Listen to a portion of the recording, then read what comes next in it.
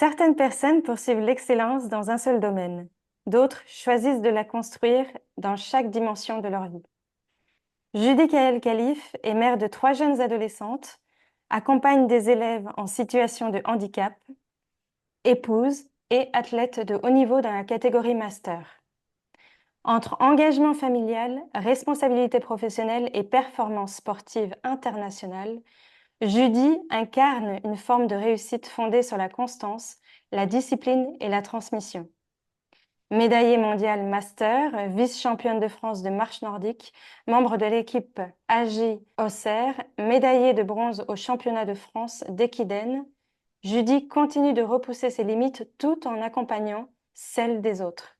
Aujourd'hui, dans Legacy in Motion, nous explorons l'héritage qu'elle construit au quotidien, celui de l'effort, de la résilience et de l'exemple. Merci d'être avec nous aujourd'hui, Judy. Merci Corinne. Quand tu te Bonjour. présentes aujourd'hui, quelle est la première identité qui te vient naturellement? Mère, accompagnante des élèves en situation de handicap, épouse ou athlète?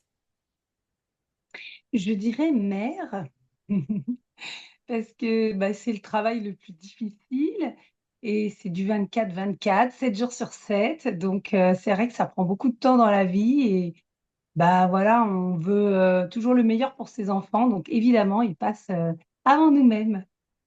Quels sont les principes transmis par ta famille ou ton éducation qui t'accompagnent encore aujourd'hui? Alors, moi, c'est mon papa qui s'est occupé de moi beaucoup, jusqu'à 9 ans, parce qu'après mes parents se sont séparés. Et c'est vrai que je garde un gros souvenir de mon papa, qui était assez strict, mais qui m'a enseigné, appris la persévérance, je dirais, et le travail, quoi. Voilà, il fallait faire bien, il fallait s'acharner. Donc voilà, c'est ce que je retiens. Je pense que il m'a donné aussi le goût de la musique et du sport. Il faut bien le reconnaître. J'ai fait beaucoup de tennis avec lui et beaucoup de piano aussi. C'était ses deux passions et du coup, il me les a transmises. Et en regardant ton parcours, y a-t-il un moment charnière où tu as compris que le sport occuperait une place majeure dans ta vie? Oui, alors j'ai fait beaucoup de sport. Donc j'ai commencé par le tennis. Après, j'ai fait un peu de basket quand j'étais au collège. Après, j'ai couru parce que j'aimais bien courir, mais je me suis licenciée, j'avais 31 ans, au club de Moggio, donc dans l'Hérault. Et là, bon, j'ai fait des petites compétitions régionales, tout ça. Et un membre du bureau m'a proposé de faire les France. Donc, moi, je me suis dit, comment ça, les France? Et en fait, ma première compétition, au championnat de France Master, j'ai remporté donc 3 médailles de bronze. Et là, je me suis dit, waouh, c'est génial. Et du coup, je me suis dit, je vais continuer. Et j'ai continué. Et comment ton métier AESH, donc d'accompagnante des élèves en situation de handicap, a-t-il influencé ta manière de voir la performance et la réussite? Et j'ai commencé à être à ESH en 2015 et vraiment, j'ai beaucoup aimé cette fonction parce que j'étais moi-même en difficulté scolaire et du coup, avant, ça n'existait pas, les AESH, et j'aurais bien aimé que ça existe à mon époque. Donc, ce qui est bien, c'est que ces enfants-là ont des difficultés, mais ont surtout un manque de confiance en eux. Et ça, c'est ce que j'arrive bien à faire quand je suis avec eux.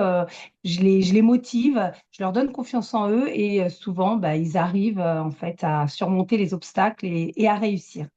Femme, mère et sportive de haut niveau. Comment parvient-on à concilier 3 adolescentes, une vie de couple, une carrière professionnelle et une pratique sportive d'élite? C'est difficile. Alors heureusement, mes filles, j'ai 3 filles, j'ai une ado et 2 jeunes adultes. Donc ça va, ça me laisse un petit peu de temps. Mais c'est vrai que dans mes meilleures années d'athlète master, ça faisait quand même, c'était quand même difficile à gérer. Faut être organisé. Des fois, je me suis couchée un peu plus tard que j'aurais dû. Et puis, c'est vrai que ça laisse parfois un peu moins de temps pour faire des activités avec notamment ma plus jeune. Donc, c'est vrai que j'ai dû faire des choix, des fois, c'était pas facile et je me suis vue aller faire des footings à 21h30 parfois quand j'avais pas le choix, voilà, au niveau des horaires. Donc, c'est assez dur, mais bon, on y arrive, on y arrive. Et justement, y a-t-il des moments où tu as pensé devoir renoncer à certaines ambitions sportives? Oui, des fois, j'aurais voulu m'entraîner plus pour être meilleure, mais voilà, une journée, c'est 24 heures. Et bon, bah, des fois, on peut pas, donc on fait pas. Et forcément, les compétences, entre guillemets, on pâtissent un petit peu. Donc, bon, il faut accepter de ne pas pouvoir faire toujours le maximum. Et comment tes filles perçoivent-elles ton parcours sportif depuis le départ? Ouais, mes filles sont assez fières de moi. Alors, des fois, elles me disent d'en faire un peu moins. Euh, mais dans l'ensemble, je pense que je leur ai donné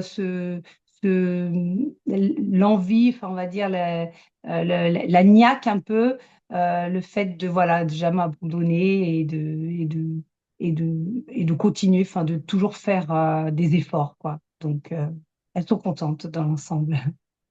Et justement, que souhaites-tu qu'elles retiennent de ton exemple? Et ben ouais, cet entrain, ce dynamisme, cette volonté toujours d'aller au-delà de ses limites et cette persévérance. As-tu le sentiment qu'une mère sportive de haut niveau doit encore aujourd'hui lutter contre certains préjugés? Euh, j'ai rencontré un jour un kiné qui m'a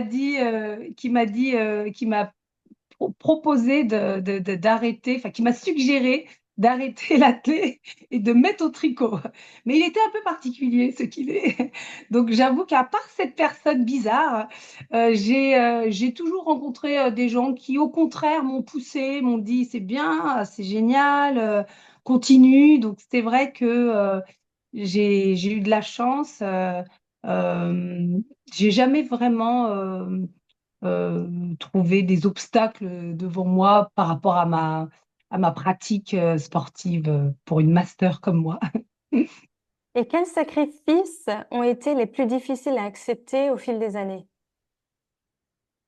Donc, ouais, comme je disais, par rapport à ma dernière petite, avec qui j'aurais aimé peut-être euh, passer plus de temps avec elle, c'est vrai, je pense, par rapport à mes deux grandes.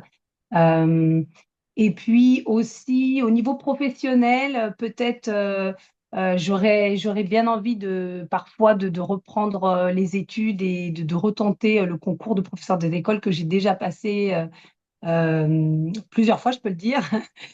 Mais je sais que ça me prendrait beaucoup de temps. Et alors là, je suis dans un dilemme entre consacrer du temps à mes études ou à mon sport. Je sais que je pourrais pas faire les deux. Et j'avoue que pour l'instant, je privilégie le sport. Pareil au niveau politique, parce que je me suis engagée, il fut un temps. Et c'est vrai que depuis que j'ai repris le sport, puisque j'ai été blessée, j'en parlerai par la suite, mais j'ai abandonné un petit peu ce militantisme auquel je tiens. Voilà, tout pour le sport. Voilà, pour l'instant. Allez maman, allez, allez, allez, allez, allez, allez. Qu'est-ce qui nourrit encore ta motivation après tant d'années de compétition? Et ben là, justement, de par mon accident, mon traumatisme au genou, que j'ai eu la malchance d'avoir en 2021, du coup, je reviens petit à petit à l'athlétisme. Je me suis arrêtée quand même 3 ans. Et donc, j'ai cette volonté d'atteindre le plus possible mon niveau d'avant, même si je sais que ce sera impossible, mais de m'en approcher le plus possible. Donc ça, j'ai vraiment cette volonté-là. Alors du coup, ça me motive à m'entraîner. Tu as porté les couleurs de l'équipe de France Master. Que représente ce maillot pour toi? Ben, il représente l'amour du sport, la convivialité qu'on retrouve entre athlètes. Et puis, bah, quand on fait les compétitions internationales, c'est intéressant aussi bah, de rencontrer d'autres athlètes des autres pays et toutes ces couleurs, tous ces sourires. toute cette motivation, c'est vraiment génial en fait. Et puis, et j'aime mon pays et j'aimerais que l'athlétisme soit encore plus promotionné qu'il n'est aujourd'hui. Et notamment l'athlétisme master.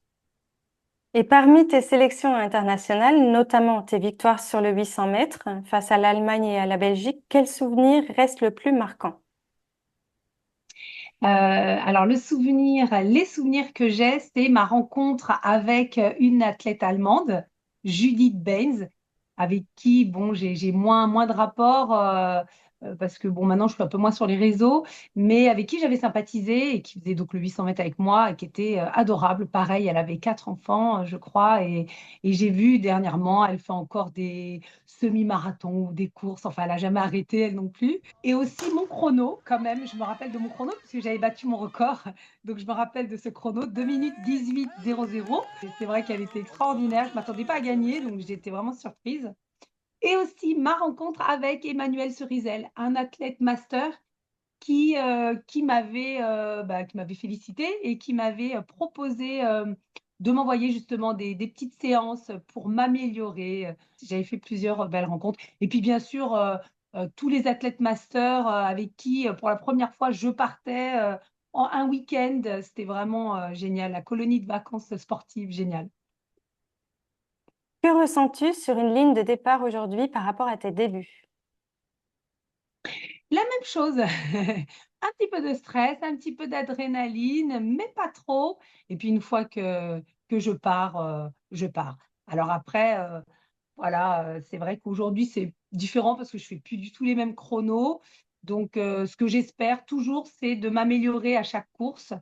C'est pas toujours le cas, mais, euh, mais ça va. Je ressens toujours la même petite étincelle. Voilà, j'adore. Comment gères-tu la pression et les attentes lors des grands rendez-vous?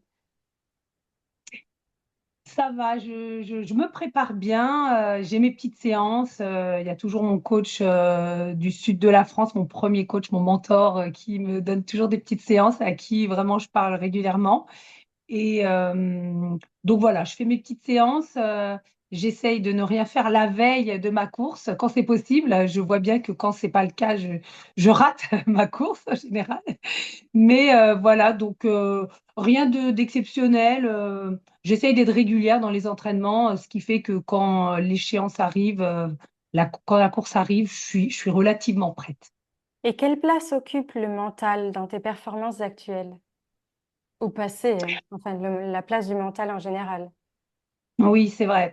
Oh, bah, c'est vrai que ça prend une grande place. C'est important d'avoir confiance en nous, d'être à peu près bien dans sa tête, euh, être voilà, un minimum reposé, un minimum entraîné. Et donc, c'est quand même très important, hein. Je dirais 50-50 avec le physique, hein. Alors, la capacité à se réinventer.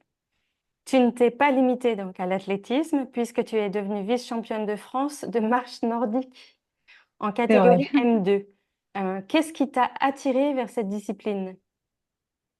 Alors justement, mon coach du sud de la France, puisqu'avant j'habitais dans le sud, maintenant je suis dans Lyon.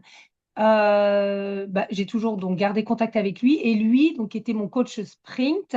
Il s'est formé en coach, enfin, il est devenu coach de marche nordique. Et donc après mon traumatisme au genou, il m'a conseillé de reprendre progressivement. Donc j'en ai fait pendant 2 ans à ses côtés. Bon, j'aimais pas particulièrement cette discipline, mais étant donné que le groupe, le club était génial, j'ai fait encore de belles rencontres et en même temps, je voyais bien que ça me faisait du bien, ça me musclait en douceur, sans choc pour les articulations. Et donc, de fil en aiguille, j'ai marché, j'ai beaucoup marché et j'ai fait ma première compétition dans Lyon en 2024. Et ce fameux 10 kilomètres en 1 heure et demie à peu près, c'était vraiment très, très dur par rapport à ce que je faisais avant. Mais, euh, mais j'avais eu un assez bon classement, je crois. Je ne me rappelle plus trop, mais bon, j'étais contente de moi, le club aussi. Donc, du coup, bon, j'ai continué. Quel parallèle fais-tu entre la course et la marche nordique? Euh, Alors, la marche nordique, c'est un sport qui demande beaucoup plus de travail au niveau du haut du corps. Et donc, c'est important aussi pour l'athlétisme parce que mon coach justement du Sud me disait toujours que le haut du corps, c'était 30% de la performance. Et quelque part, ça fait travailler la mobilité des épaules, les bras, ça muscle le haut du corps dont on a besoin pour le sprint et même le demi-fond. Donc, euh, donc ça m'a aidé dans l'athlétisme. Et pour l'endurance aussi, c'est une bonne discipline. C'est vraiment ta capacité à te réinventer parce que tout ça, ça part d'un accident. C'est-à-dire la vie te redonne une nouvelle direction. Est-ce qu'on peut C'est revenir vrai. sur le moment de l'accident, ce qui s'est passé, et après, comment tu as eu cette capacité à rebondir? C'est vrai que après le Covid, comme il fallait des certificats de vaccination, etc., j'ai fait un petit break au niveau de l'athlétisme. Et donc, du coup, je me suis licenciée dans un club de foot auquel appartenait ma petite. Et bon, bah, c'est vrai que le coach, il voyait, il manquait des joueuses, donc il me disait, viens intégrer l'équipe féminine de foot, tout ça, ce sera sympa. C'est vrai que les filles étaient sympas, je les voyais souvent. Et donc, bon, je me suis lancée et ça me plaisait, ça changeait. C'était un sport collectif, donc vraiment, il y avait une bonne ambiance et c'était sympa. Euh, donc, bon, je me suis licenciée, manque de peau. Le premier match, bon, ben, j'ai pas eu de chance. C'est vrai qu'il y a une footballeuse peu scrupuleuse, on va dire, qui m'a chargée par derrière. Donc, je suis tombée. J'ai vraiment une douleur, une grosse douleur au genou. Et bon, j'ai appris, malheureusement, le coach n'a pas appelé les pompiers, tout ça. Donc, ça m'a pas avantagée. Et après, le verdict donc médical, rupture des ligaments croisés et fissure au ménisque. Donc, bah, j'ai pleuré, hein, vraiment. Je m'attendais pas à ça. Donc, là, je me suis fait opérer en 2021, en 2022. Et là, donc, grosse kinésithérapie pendant 2 ans. J'ai vraiment mis du temps à me remettre, mais quand même, j'ai eu de la chance, je suis tombée sur un bon chirurgien, donc l'opération était quand même réussie. Donc aujourd'hui, je vais bien, enfin mon genou, ça va, même si il y a quand même des petites difficultés au niveau de certaines postures, mais dans l'ensemble, pendant la course, ça va, j'ai plus trop de problèmes, donc c'est bien, mais ça a mis du temps. Et après, évidemment, la marche nordique, ça m'a aidé à me remuscler progressivement, voilà, tout en douceur. Donc ça, vraiment, c'était indispensable parce que justement, après cet accident, j'ai voulu reprendre trop vite et la course trop tôt. Ça m'a déclenché d'autres petits maux. Donc vraiment, ça m'a vraiment aidé. Et c'est vrai que, étant donné que bah, j'étais pas mauvaise en course, forcément, la marche, ça a matché. Donc, en travaillant un petit peu le haut du corps, j'ai réussi à performer. Je continue encore la marche nordique, du coup, parce que bah, avec l'équipe, il y a une bonne ambiance aussi.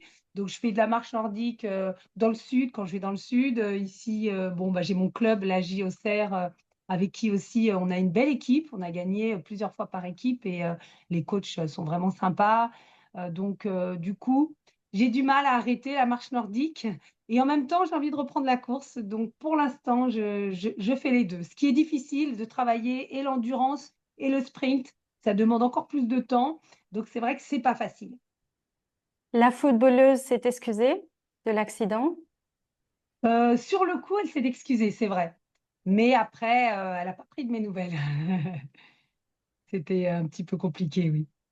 L'esprit d'équipe et la transmission.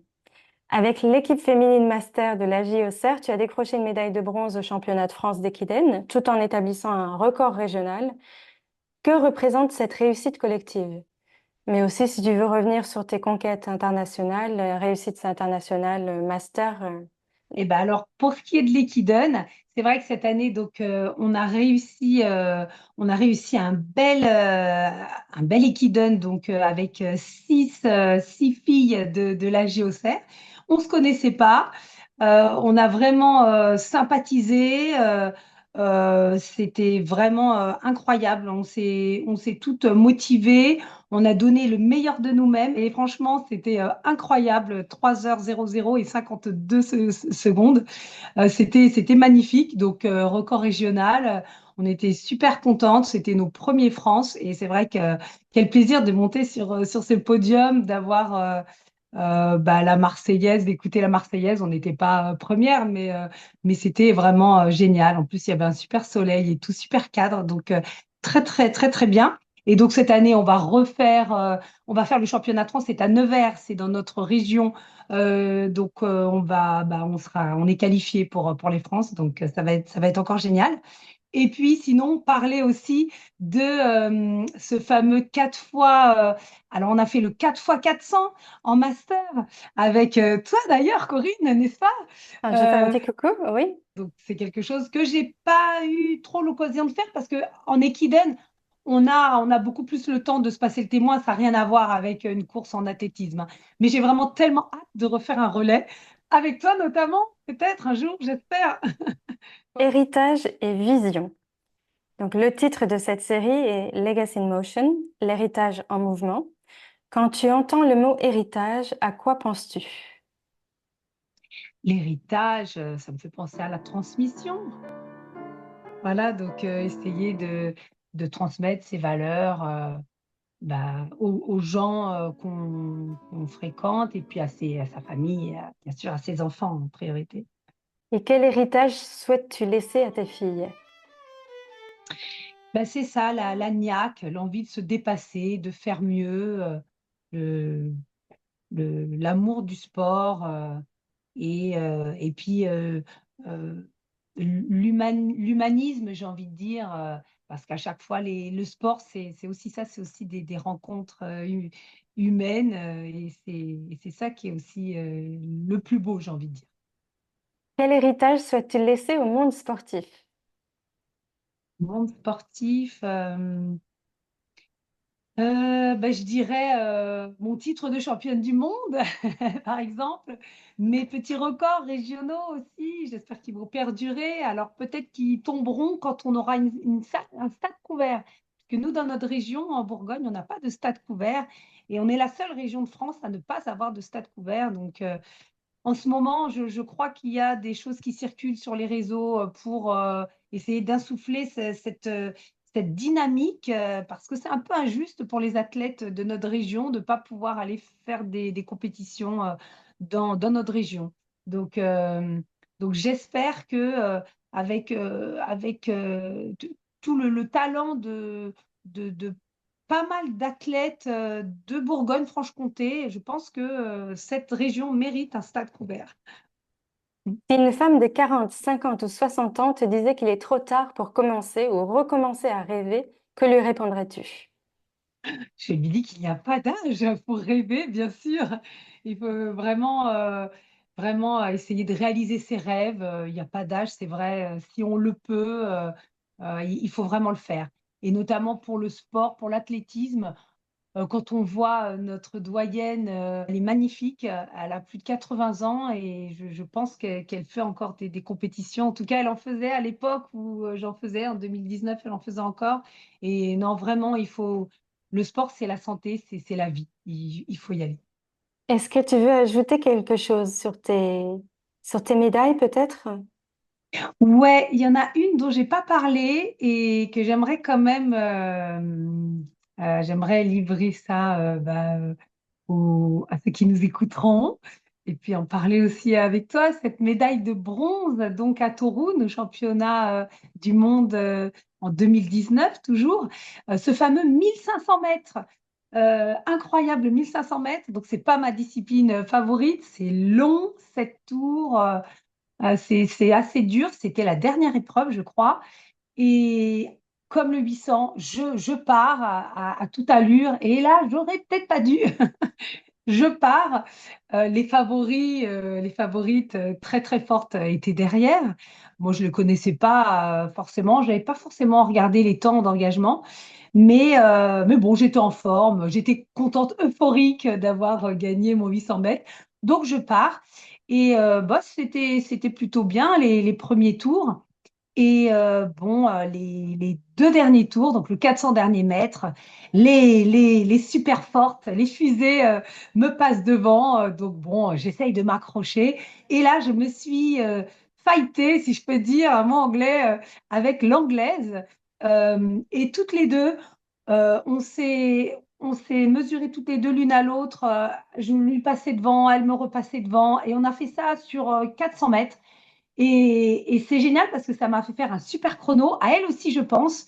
Et à la fin, j'ai eu de la chance de gagner, donc de remporter cette fameuse médaille de bronze. J'étais vraiment contente. 4,44, alors que j'étais d'habitude, enfin, mes derniers chronos, c'était en salle 4,51, il me semble. Non, oui, je crois que c'était ça. Donc, non, il me semble que c'était plus que ça, 5 minutes. Je crois que c'était 5 minutes et une Wow. seconde. Donc, j'avais fait un gros bond, c'était énorme. Et donc, j'étais super contente. Et donc, voilà, les deux filles super fortes. C'est la tactique à avoir hein, en championnat. Rester derrière et à la fin, un petit sprint. J'étais pas à leur niveau, mais j'avais eu une belle médaille et j'étais contente. Ton parcours jeudi nous rappelle que l'excellence ne se mesure pas uniquement en podium ou en record.